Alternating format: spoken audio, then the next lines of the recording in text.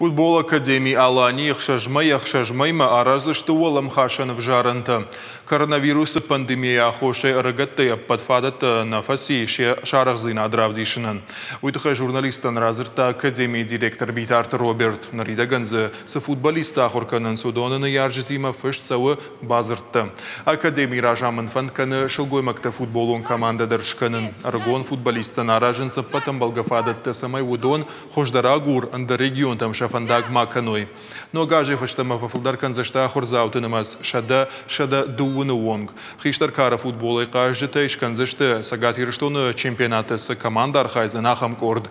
Битарта Робертына хаштам гашкан ридаган академии фиданы шайрак команда ишкондын ташыны чи кажзан аха футболиста ишема кад спортивун ахурганын дону аварта иш ваттарзын армақавы уалам хашан фажама тренажер димазал шаражын.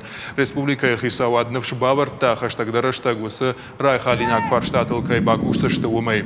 Авжар эпидемиологун аваркай шавжар тыхай а подворашион футболон турнирта айфтой. Академии фанканы салдар хатсактаганан кашты шаражын инна регионта академии тима. Уйма машны шанку той тренер-то корумбаттан шконд. Более 45 человек прошли через собеседование с главным тренером.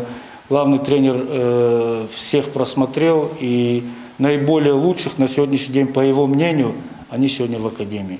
Это у нас 8 тренеров по возрасту, 2 тренера вратарей, 1 тренер-реабилитолог по физподготовке, ну и сам главный тренер. Уже прошел у нас семинар, специалисты из Краснодара приезжали, проводили семинар, и получат наши специалисты не только академии, но все тренеры школ наших спортивных присутствовали здесь у нас в академии и получили большой опыт, получат сертификаты.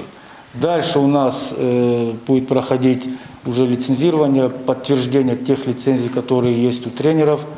А уже в будущем, через месяц-полтора, мы планируем еще повысить квалификацию тренеров категория Б юношеская.